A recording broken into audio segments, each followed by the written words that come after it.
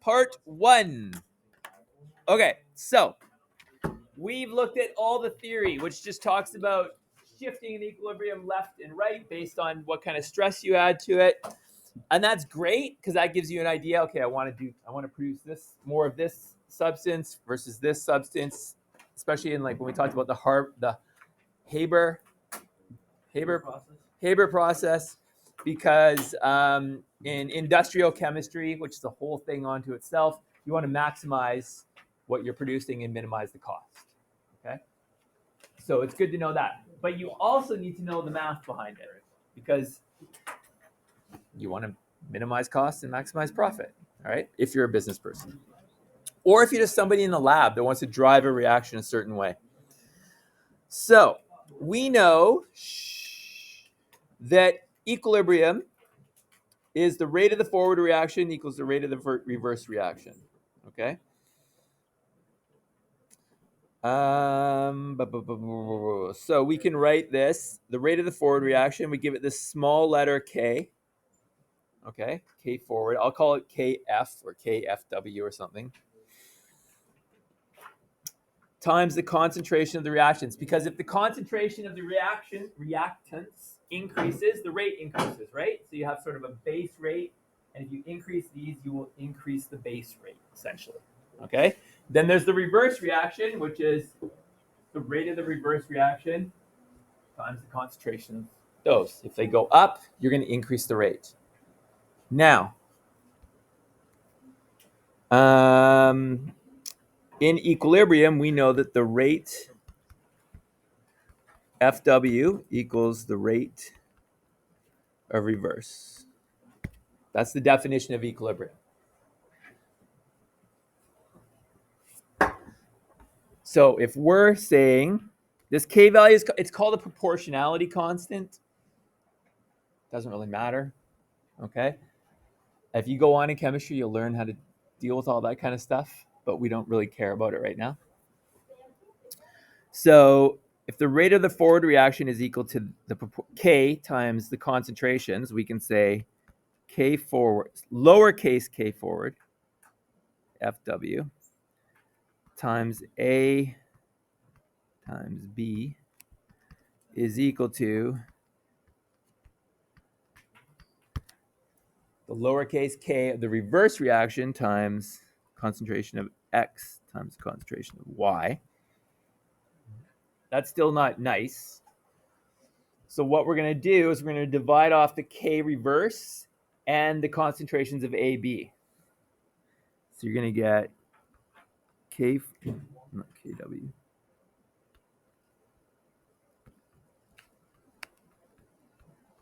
over K reverse is equal to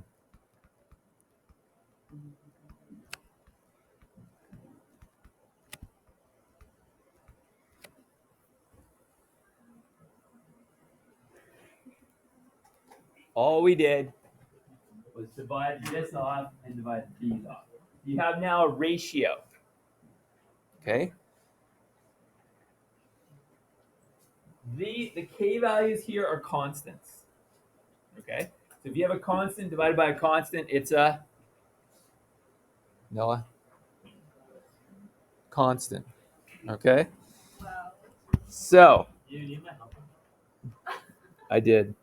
So instead of calling this K forward divided by K reverse, we call it KEQ, the equilibrium constant. And it is equal to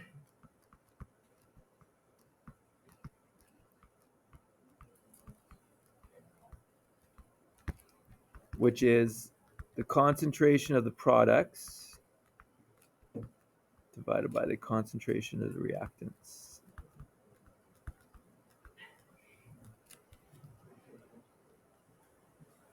So if somebody says KEQ to you, it's the equilibrium constant, and in your head you should think that is the concentration of the products divided by the concentration of the reactants. That's all it is. It just gives you a ratio. So in the lab that we did Friday, I moved it. Remember in the lab I asked you about the ratio?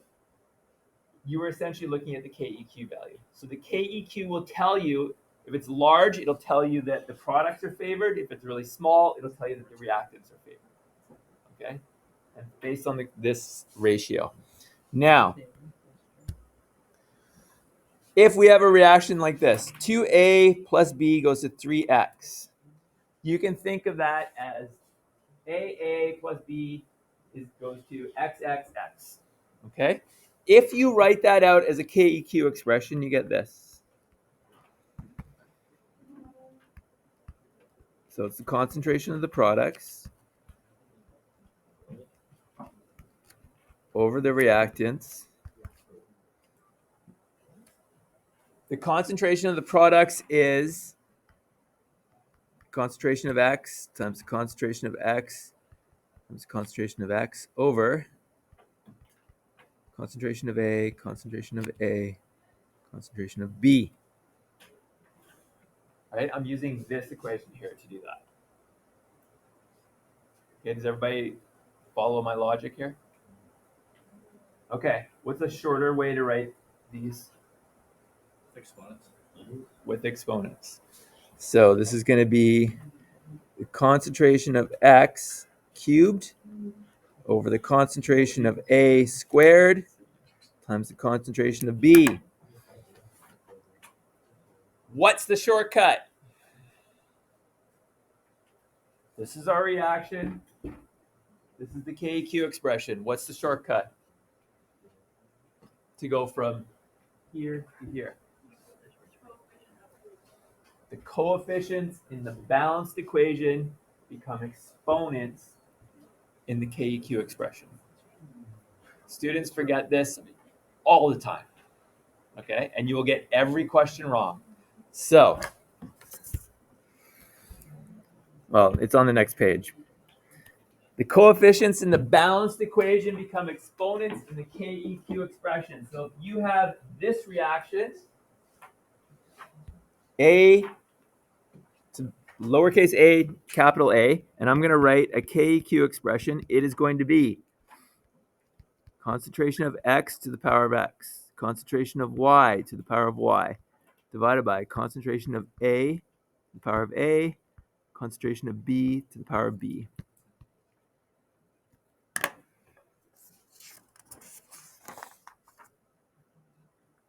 Don't forget this. All right? People do it all the time, and then everything's wrong. Okay? That's why one of the reasons you have to balance the equations. The coefficients become the exponents. All right? So, what is the KEQ expression of this? It's going to be concentration of products over concentration of reactants. The products are H2. Is there an exponent I have to put on it? I mean, it's 1, so we don't have to write it. Times the concentration of I2 divided by the concentration of HI to the power of 2.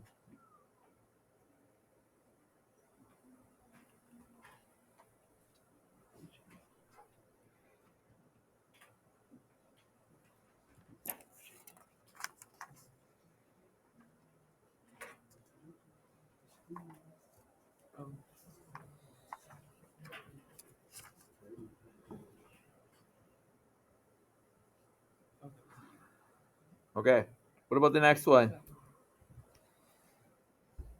Delta H does not show up because KEQ is a ratio of the concentrations. So it should be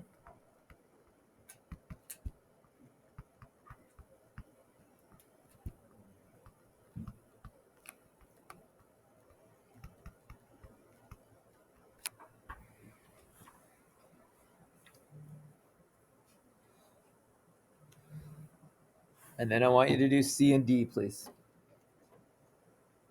And we'll see if we got to the same spot.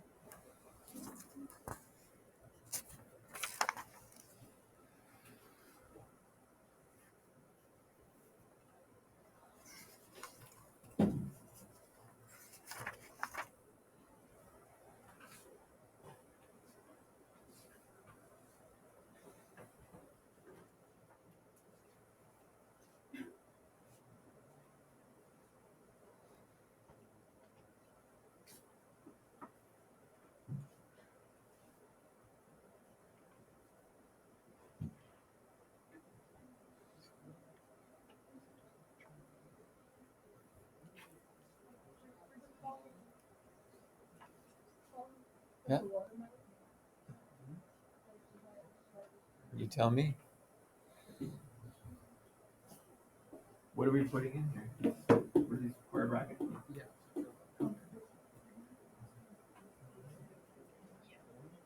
that everything? Are we ready for the answers? Is that what we got? Why is water not in it? Because it's a pure substance, right? So the concentration doesn't change. And for the final one, you have solids. Again, they don't appear. If you have solids or liquids, they do not appear. Okay? Because it's concentration. And they have no effect. Okay? That's another thing that kids forget, students forget. All right? They'll forget to put the exponent and they'll start throwing in liquids and solids and stuff. Okay? Now, before we move on, let's talk about units. So if we did this one, look at the first one. What is concentration measured in? Moles per liter, which is molarity, capital M. So this, I'm just going to do the units. It's capital M times capital M over M squared. What does that give me? Nothing, right? All the units cancel. Does everybody agree with that? No units. Let's look at this one. This is going to be M cubed times M over M squared. What does that give me? That gives me molarity squared. What does this one give me? That's going to give me M, and this one's going to give me M as well. So we have 4 different things, 3 different units. KEQ has no units. Okay? There is a reason behind it. If you go on in chemistry, these are actually activities, not concentrations, which is slightly different. Doesn't matter what those are, but it does work out so that it has no units. For us, KEQ has no units. Okay, it just tells you the ratio of products to reactants. That's it. Okay, so on the next page, this is it. For us, we'll come back to the stuff on the previous page. KEQ has no units. Whoops. Oh. Chemistry 12. Okay, so no.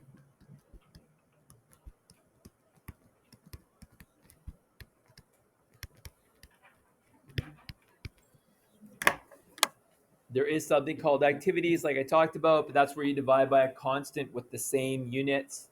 We don't look at that in high school chemistry. Okay. So for us, we just pretend that the units don't exist. Okay, that's it. All right. Now, what is the meaning of KEQ? Like, what does it tell us about the reaction? So let's go back to this one. The meaning. So if the products are favored, okay, or pushed to the right, whether that's entropy, enthalpy, or both of them, then is the KEQ going to be large or small? Should be large, right? And large is a relative number, okay? But that means we have more products. So I'll just say a large number versus a low number of reactants, so a small number. Divided a large number by a small number, you get a quote unquote, this is all in quotes because what is large and what is small? You have a large number. All right. Now, really what that means, if products are favored, the KEQ has to be bigger than 1. Does that make sense? If you have equal amounts of products and reactants, what's the KEQ? It should be around 1, right? If you're bigger than 1, it means you're favoring the product side a little bit. If you're less than 1, you're favoring the reactants. I guess for you, the reactants side. Okay? So And then it'd be the reverse. So small number divided by a large number equals small number. I should just put this all in quotes because what is large and what is small? So like if it's getting closer to zero, then it's like, Well, it'd never be zero, right? well, if it gets closer to it, because it has like a bigger number in the denominator. Yeah. Okay. But it can't be zero, right? If it's closer to zero. Okay. I mean, I guess it could. Oh, now we're getting into infinities, so we're not going to do that.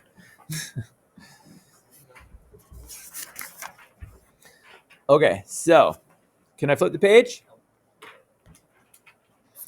All right, here's our reaction. N2 plus H2 forms ammonia. KEQ at 200 degrees. KEQs are temperature dependent. So 626 is our KEQ. Are we favoring the products or the reactants? Products, right? It's a pretty big number. It's bigger than 1, all right? So products favored.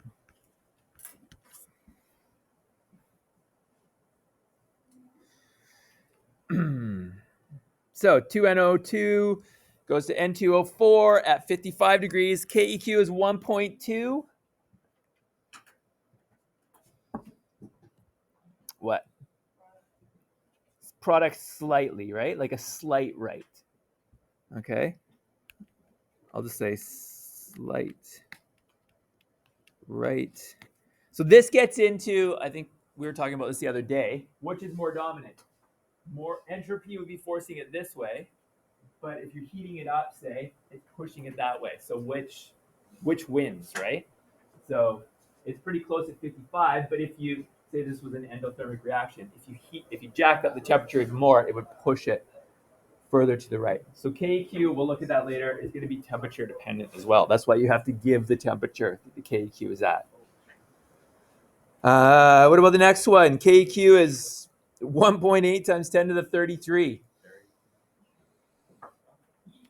Basically, it's all the way to the right. You've pretty much gone to completion, right? Because you have a really, really large amount of this and hardly any of that.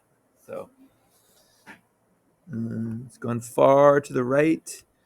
Far right. That sounds like a political affiliation. It's gone to completion. And then the final one. KQ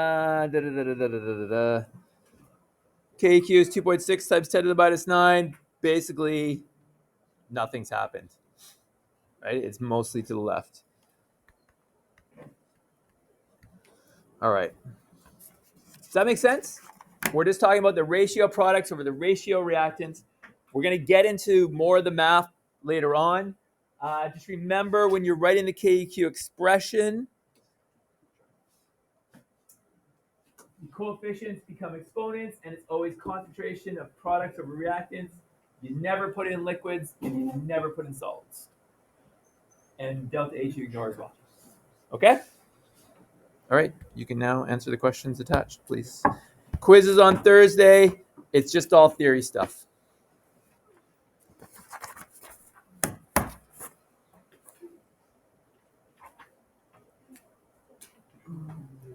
I assume your test is going to be next week. I don't know when, though. It's May Jian's week.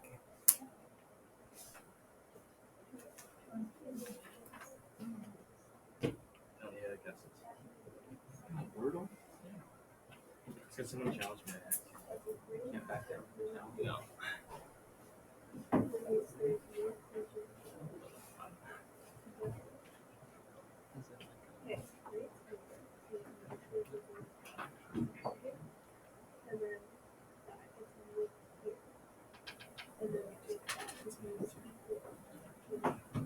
I want my food.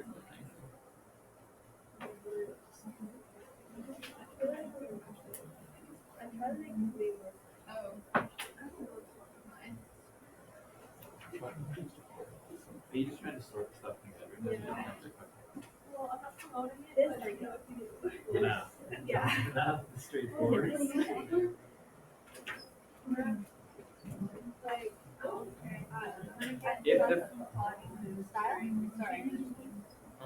There's no and that's an issue.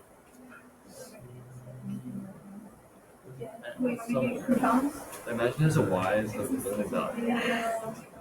You're struggling with 9. Well, this, right? Scone. And